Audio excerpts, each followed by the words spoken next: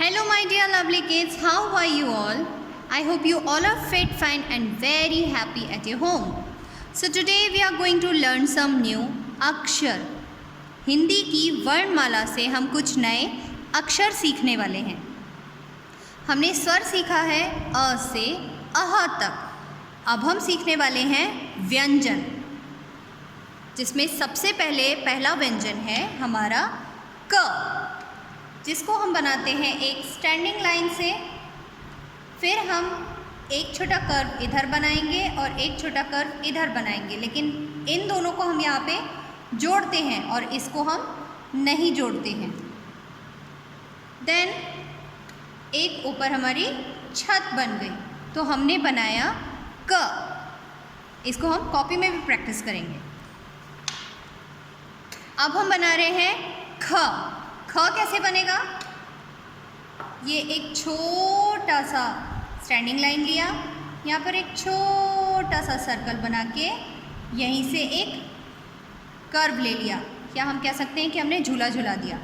फिर एक standing line और एक कर्व इन दोनों के बीच में, और ऊपर छत बना दी. ये हुआ हमारा ख. अब हम फिर से प्रैक्टिस करेंगे क की और ख की.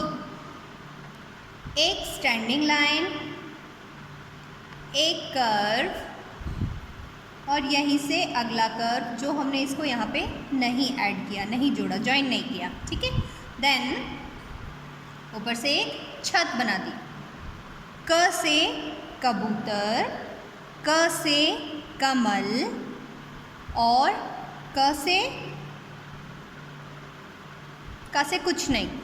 कुछ नहीं भी तो होता है ना. ओके. देन हम सीखेंगे ख. ये ऐसे नीचे आके हमारा झूला ऊपर तक गया. झूला झूलते हैं ना आप लोग. उसके बाद यहाँ पे एक स्टैंडिंग लाइन बनाई और एक दोनों के बीच में कर्व बना दिया.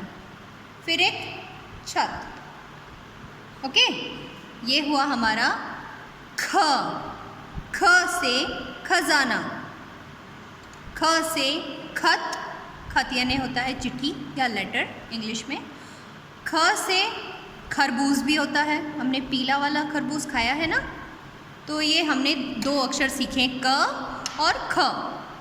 इसके बाद हम सीखेंगे ग. ग के लिए बस एक स्टैंडिंग लाइन और एक छोटा सा सर्कल, और उसके साइड में एक और स्टैंडिंग लाइन. फिर उसकी छत बना दी स्लीपिंग लाइन से. ठीक है. तो ये हमारा हो गया ग.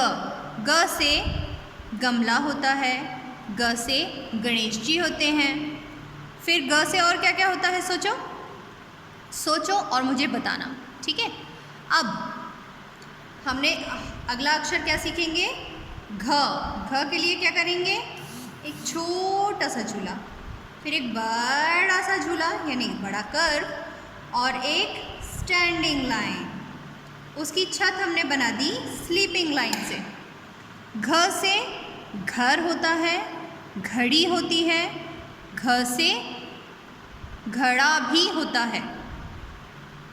आखिरी का अक्षर है इंघा. इसको हम इंघा कहते हैं. जब हमने ई बनाना सीखी थी, ये हमारी ई थी, उसी की तरह हमारा इंघा बनता है. बस ये जो है ये वाला हिस्सा नहीं बनता है. एक छोटी सी स्टैंडिंग लाइन, एक छोटा कर्व, उसका अपोजिट कर्व और यहाँ साइड में एक बिंदी, और ये बन गई उसकी छत. तो हमने 5 नए अक्षर सीखे. उसका प्रोनाउंसिएशन हम अभी सीख लेते हैं. हमने सारे सारे अक्षर सीख लिए क वर्ण के. हमने सीखा क, ख, ग और घ. उसके बाद आखिरी में इंघा. अब हम इसको इस तरह से प्रोनाउंसिएशन क्लियरली सीखेंगे. ठीक है. ये है क. हमारी जो टंग है वो हमारी लास्ट पार्ट उसका ऊपर की तरफ टच करता है. का. फिर ख, उसके बाद ग और घ, ठीक है। और लास्ट में इंघ, इंघ। क से कमल, ख से खरगोश या फिर खजाना, ग से गमला और घ से घड़ी, इंघा। Okay, so keep learning, enjoy, bye bye.